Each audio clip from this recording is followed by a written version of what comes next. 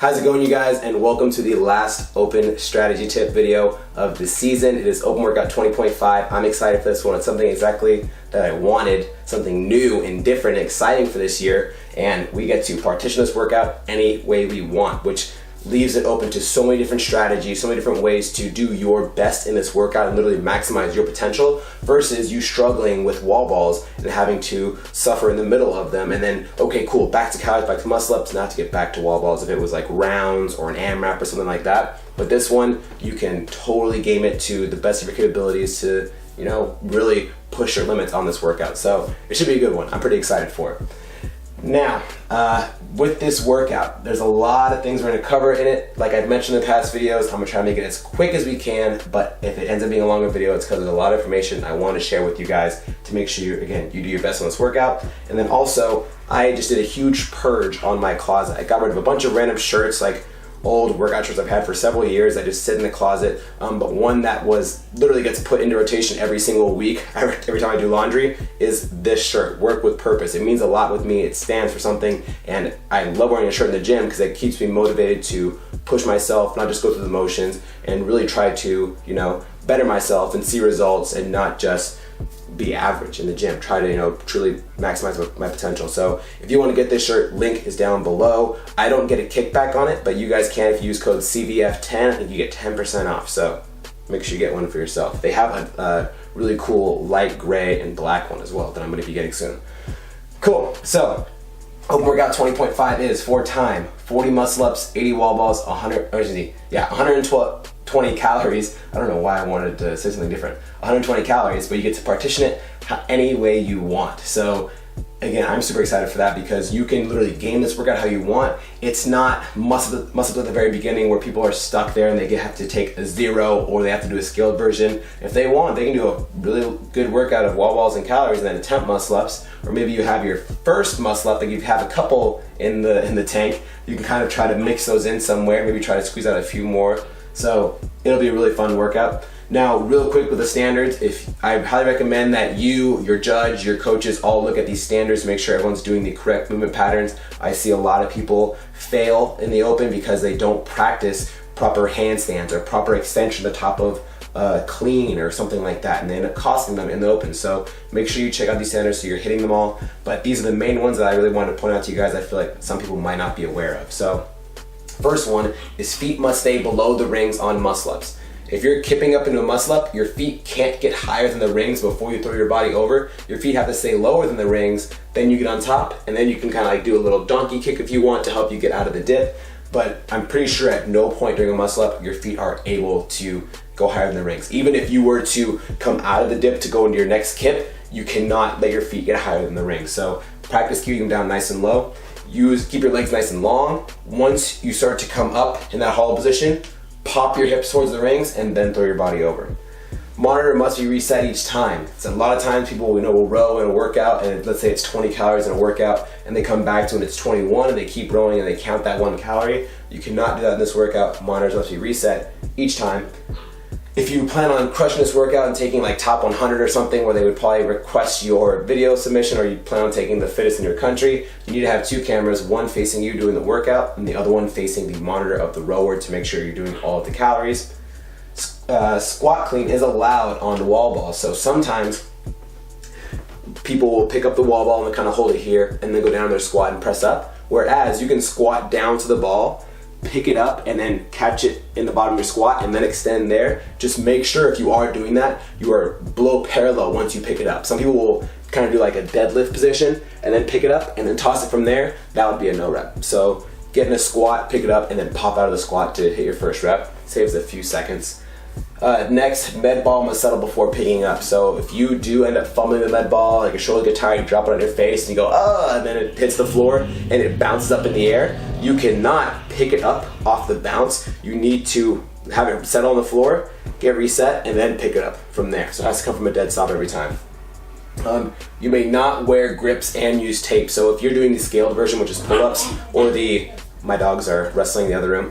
If you're doing the scaled version, which is pull-ups, or the masters like 55 plus, which is chest bar pull-ups, I think, something like that. You cannot use grips and tapes together. You can use just grips, you can use just tape, but not both simultaneously. So make sure you're not doing that. Plus, you don't want to use tape and use grips because you want to, have some kind of feel to the bar. If you have so much surface area in between your hands, it's much easier for your hands to not be as strong and grippy if it has that much more it has to hold on to. Like imagine like an axle bar. Axle bars are really hard to do because the surface is so wide. The more narrow it is, the easier it is to wrap your fingers around it and use your full forearm. So now, first getting into mobility. First thing I want you to focus on is your calves and ankles. You need to have good calf and ankle mobility and flexibility because for wall balls, you need to be able to drive those knees forward to get a nice deep squat. And then for the calories, you need to be able to keep your heels pretty much flat onto the floor or onto the platforms. That way when you press out from that recovery position, you're using your backside, your hamstrings, glutes, and low back. Whereas if you come really high up on your toes, you're using more of your quads, which is gonna just blow up your quads and bug your knees as well. So your heels don't have to stay totally flat on the platform, but if you can get them pretty close, and then as soon as you go to extend out of the recovery position, you slam the heels down, perfect. Don't row the whole entire time on your toes. Next, hamstrings actually real quick, I want to point out for the stretches, for your calves and ankles, I would just first massage your calves. I would grab like a foam roller. I really like the ribbed ones, the ones that are bumpy. Those are really painful and they do a really good job. So foam roll your calves about a minute or two on each leg, and then after that, I would just get into like a lunge position, grab a kettlebell, put it on top of your knee right at the base of your thigh, and then drive your knee forward over your toe, and then hang out there for a few minutes. That should help get that knee driving a little bit further past that toe.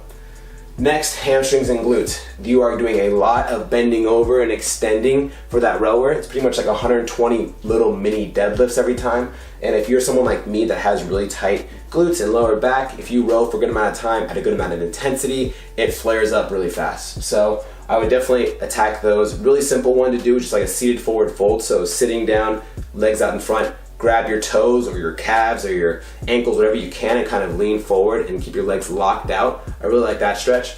And then for your glutes, I would just grab a lacrosse ball, sit on it, find an nasty spot that's really painful, sit there for like 30 seconds, find a new spot. Don't do a lot of rolling around because it kind of takes away from it. If you just kind of sit there and let your body, your butt wrap around the ball, it's gonna really open it up. It's painful, but it's really good afterwards. Next, your hips, really simple. I would do like a frog stretch, or if you know the banded hip distraction, like where you tie a band against the rig, you get into a lunge and have it pull right below your glutes. That's a really good stretch, help open up those hips, make sure you can get below parallel on your squats with ease and not have them be questionable. Next, your thoracic. So you're gonna be in a lot of extension here with the med ball. You're gonna be in a lot of extension here with the rower. And also, you're gonna be in a lot of extension and flexion here with the muscle ups. So make sure your thoracic's feeling really good. I would grab a lacrosse ball, take it against the wall, roll out your traps and your upper back for a little bit, maybe your lats kind of targeting right below where your shoulders are. And then I would probably do some cat cows to make sure you have a lot of extension and flexion available to help you out. Next, shoulders.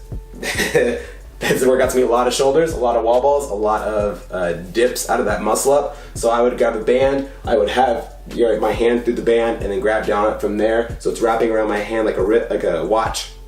I would then turn away and keep my arm to my side and let my arm relax. My arm's just dangling there, but the band's pulling my arm back so I get a deep stretch in my pecs. And you wanna make sure you have a good range of motion in your delts, because once you get tired on those muscle ups, 40 muscle ups is a good amount for anybody. Once you get tired on them and you're gonna start catching muscle ups like this, you're gonna need that range of motion. If you don't and you can't get in a deep dip position, you're gonna start doing this. Boom, and you're gonna start missing reps. So make sure you're able to catch really low if that ends up happening. Lastly, triceps. It's gonna be a lot of triceps, a lot of extension here, a lot of extension here. So I would grab a barbell, place it on the rack like as if you're going to do a squat or a press, and then using the sleeve of the barbell, which is where you stack the weights, massage your triceps. A lot of people actually, this is kind of painful for them because they don't actually ever mobilize or stretch their triceps, so definitely do that for about a minute or two each. And then we're definitely gonna get them warm later on in this warm up. So once you've mobilized, your body's feeling real good, we're gonna warm up. We're gonna do 4 minutes on the rower, building up in intensity. So I would start really casually at a talkative pace and be like 50% effort for the first minute, second minute around 60 to 70%, third minute 70 to 80, fourth minute 80 to 90. Once you get off the rower, you should be breathing hard, you should be sweaty, everything should be, your back should be nice and warm, legs should feel good. There should be nothing that's, not feeling like it's ready to jump into a workout in a minute. So take that very seriously. Then 2 rounds, 12 wall balls, 10 band pull-aparts, 25-foot banded monster walk. 12 wall balls, I feel like that's a good rep scheme for a lot of us. It's a little under if you wanted to do like 6 rounds. I don't know what that would come out to rep scheme wise for wall balls. If you want to do like 6 rounds, that might be like around 14 reps or so, which is kind of in the middle of that. But if you wanted to do 10 rounds, that'd be 8, which 10 rounds I think is way too many. It's too much transition time, so definitely cut that down. But 12 is a definitely good amount I feel like a lot of us can stick to, even when we're starting to get tired. 10 band pull-aparts. Snag a super skinny band you would use for like pull-ups or stretching, and then from there, just using half of the band, so the band's making an oval shape, you grab the top of the oval, you're going to pull the band towards your chest, squeeze your shoulder blades together, bring it back in nice and slow, getting the upper back nice and tight and retracted, and getting a nice upright posture position so you're able to row with good posture, you're able to catch the medicine ball with good posture and not be hunched over.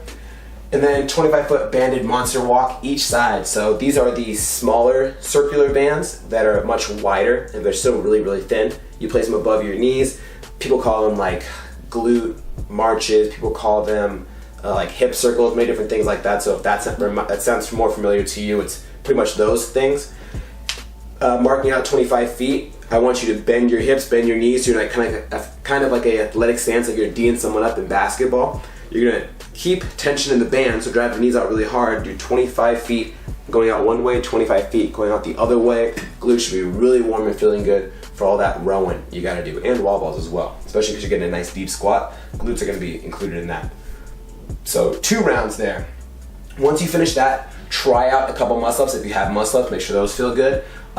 Maybe your wall balls were feeling kind of funky here. Do some more mobility work if need be to make sure they feel as good as they can, and get your rower set up to whatever you want it to be able to get as many calories as possible in a good amount of time. Maybe you want a certain damper, certain foot thingy. Maybe you want to, set it in a certain spot in the gym where no one can see you, so you're facing the wall, whatever it is.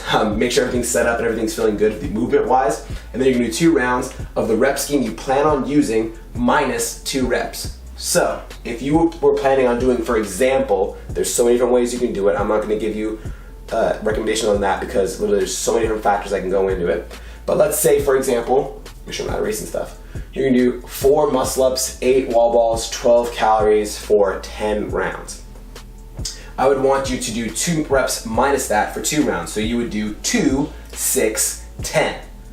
Perfect, so you would do 2 rounds of that, so you're not quite doing the amount of reps you plan on using for the workout, so it's a little bit less. And if you go through 2 rounds of that and you go, man, that felt pretty good, then you could probably bump it back up to that original 2 you plan on using for your strategy and stick to that at least for as long as you can. Maybe you do that with the minus 2 reps of each station, and you're like, ooh, actually 10 calories in a rower kind of got my heart rate up a little more than I wanted to. Maybe I want to break that up somehow. Maybe I want to every other round rower, there's like literally, it doesn't have to be a pretty rep scheme. It doesn't have to be wall balls, calorie, muscle up, wall balls, calorie, muscle up. You could do muscle up, wall balls, calories, muscle up, wall balls, muscle up, wall balls, calories. Like there's so many different ways you can approach it, but try 2 rounds of whatever strategy you plan on using minus 2 reps. If that feels good, stick to that original plan. If 2 reps minus feels kind of all right, maybe you do a 2 rep minus plan of 2, 6, 10 the entire way. Maybe you throw that old plan you had and think of a totally new one with your coach.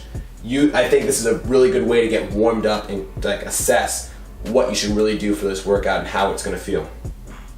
Now for movement efficiency, a good amount of things today. First, keep on muscle ups. I mentioned it over here. A lot of people will break at the knees and they do like this really broken position where like they're making like a C shape and their knees are super bent, and that's not a good kip position. It's not going to build power, just going to build momentum and just swing you forward. Whereas if you get to a nice hollow position to start this muscle up, you then bring your legs back and get a nice big arch position that's nice and tight and your legs are locked out and your core is really braced hard.